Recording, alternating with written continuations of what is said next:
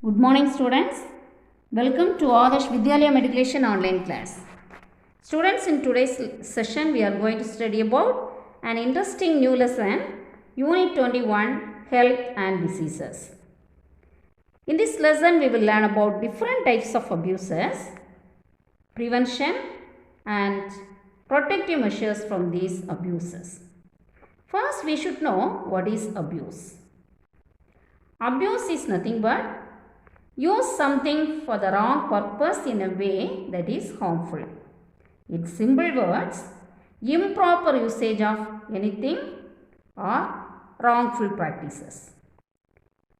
The abuse is a global problem and it is deeply rooted in our social, cultural and economic practices. To overcome this global problem, we must know about the occurrence, causes and consequences, especially about sexual and childhood abuse. First, let's see about abuse and its types. The term abuse refers to cruel, violent, harmful or injurious treatment of another human being. It includes physical, emotional or psychological, verbal, child and sexual abuses. Abuse can occur within the family and with people who are not associated with the family. Nowadays, the teenagers and adolescents are using drugs, alcohol and tobacco. These are also different form of abuses. They are taking these things just for adventure, excitement, curiosity and experimentation. Let's see some of the consequences of sexual and childhood abuse, its prevention and protection. First, child abuse. Any intentional harm or mistreatment of a child under 18 years old is considered as child abuse. Child abuse take many forms such as physically, emotionally, psychologically, verbally, children are abused. A child is affected physically by threatening, beating, kicking and hitting. These abuses affects child health, their survival as well as their overall development. Sexual abuse is abusive sexual behavior by one person upon another person, which also cause harmful consequences to the victim, to the affected persons.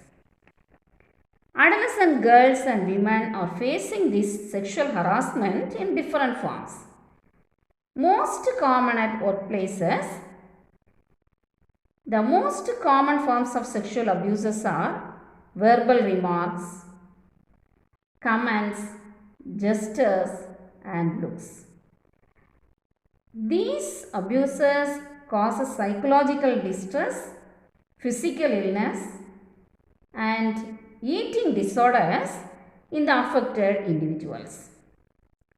Now let's see child sexual abuse. Many children nowadays do not have the awareness about the child sexual abuse. So, they are considered soft targets for sexual abuse. Using the child's innocence, the criminals, that is the abusers, cheating the children by giving chocolates, toys, etc. These abusers are mostly persons well known to the child. They may living in the same area or maybe the relatives or even the family members of the child. Sexually abused children suffered physically, mentally and psychologically. The affected children show symptoms of genital injury, abdominal pain, frequent urinary infection and behavioral problems. Now let's see how we can protect an abused child. Approaches for protection of an abused child. The child protection refers to preventing children from situations of violence, abuse, neglect and exploitation. Now let's see certain measures of the protection of abused child. First, child helpline. We all aware about this child helpline. They help children who are in need of care and protection. The child helpline number is toll free 1098.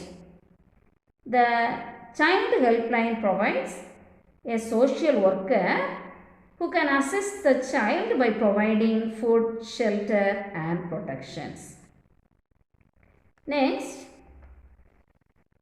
we should give counseling to the affected child.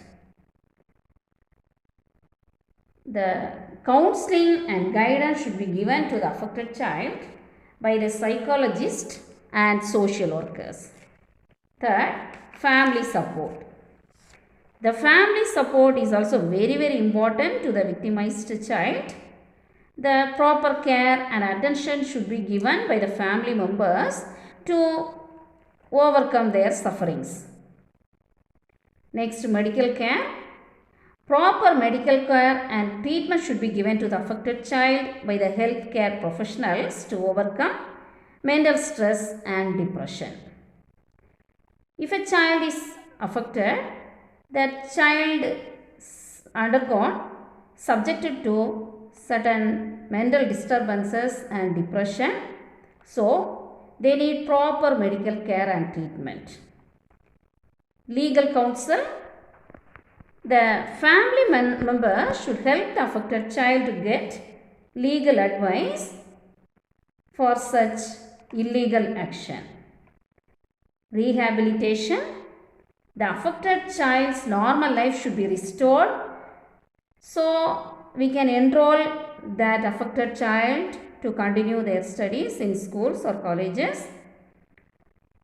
It is a very important step so that the child to return their studies, gradually they will come back to their normal life. Next, community-based efforts. Awareness campaigns on child abuse and its prevention also should be conducted so that people will get awareness about this child abuse. So these are the measures we can help the abused child to come out from this suffering. Next, let's see how to prevent a child from sexual abuse. First, the parents and the teachers should take the responsibility. They have to give clear instructions to the children regarding this problem. At the same time, we should know one thing, parents can't be along the children always. The children should know to protect themselves. So children, here some instructions have given to you for your safety and protection. Listen to them carefully. First, do not talk to any suspected person or strangers and to maintain a distance. You have to maintain a distance from the unknown person. Not to be alone with the unknown person at any situation. To be careful while traveling alone in public or private transport. Should not receive money, toys, gifts or chocolates or anything from unknown or even known person to them without the knowledge of their parents. Not to allow known or unknown persons to touch you. So, these are the instructions you have to follow to protect yourself from this kind of abusers. So far we have learned about child abuse and child sexual abuse. We have learned how to protect an abused child. Then we have learned certain points how to protect ourselves from these kind of criminals.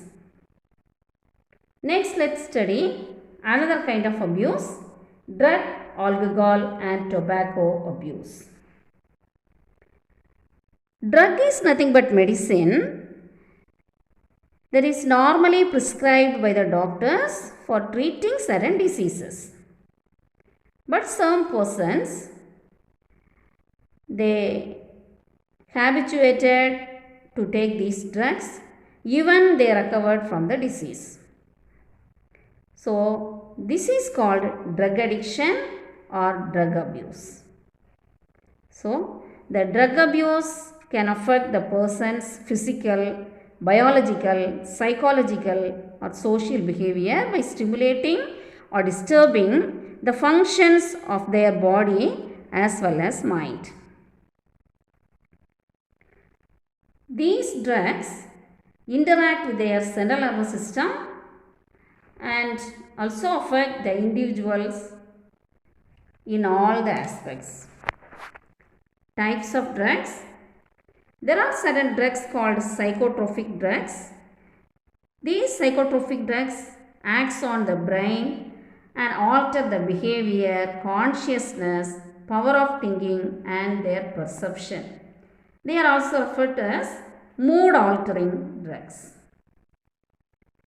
Persons who consume these drugs become fully dependent on them. They cannot live without drugs. This condition is referred as drug dependence. There are two types of drug dependence, physical and mental dependence on the drug for normal condition of well-being and to maintain physiological state. Psychological dependence is you feel that drugs help them to reduce stress. Now we can see what are the changes occurs in the behavioral pattern of the drug users.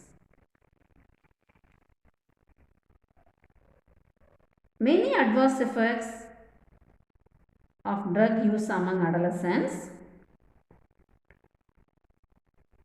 Due to this drug, the adolescents or drop out from their studies. There is absence from school or colleges. Lack of interest in maintaining even their own body hygiene. Mostly they prefer to be in alone and will be in a depressed, fatigue state, and also their behavior becomes aggressive. So automatically nobody like that persons. They will feel alone. Their relationship with family and friends will become worst. Their eating habits and sleeping habits also will change. Since they have low appetite, their body weight also fluctuate. So health issues will arise. They looking out for an easy way to get money for obtaining drugs. Even they will do certain stealing activities. They prone to have infections like AIDS and hepatitis B. So these are the behavioral changes of a drug user or drug abuser. Next, let's see drug de-addiction. Means bringing back the addicted person to the normal life. The management of de-addiction is a complicated and difficult task. The recovery from drug addiction is a very slow and long-term process. The family members, friends and society have a very important role in recovering a person from drug addiction. Now we can see The different measures of drug de-addiction. First, detoxification. The first treatment is detoxification. The drug should be stopped gradually by reducing the consuming quantity little by little. If they stop the intake of drug suddenly, sudden withdrawal symptoms may arise. So, as well as the addict may disturb physically and emotionally. So, this detoxification treatment should be done under the consultation of a specific medical practitioner. Next, psychotherapy. The counseling should be given by the psychologist, counselors to the individual's diet. The treatment includes efforts to reduce the stress, to have adequate diet, rest and relaxation. Counseling to family members. Counseling should be given to the family members also. The family members have concern on them. They show special attention to the addicted persons. They should not neglect the addicted person so that the addict will accept by the family and the society. At last, rehabilitation. Proper vocational training should be given to the addicted person for developing his skills and getting a proper job to lead a healthy life and become a useful member of the society. So children, in today's session, we have learned about abuse and different types of abuses, in which we have learned child abuse, child sexual abuse and drug abuse. Thank you.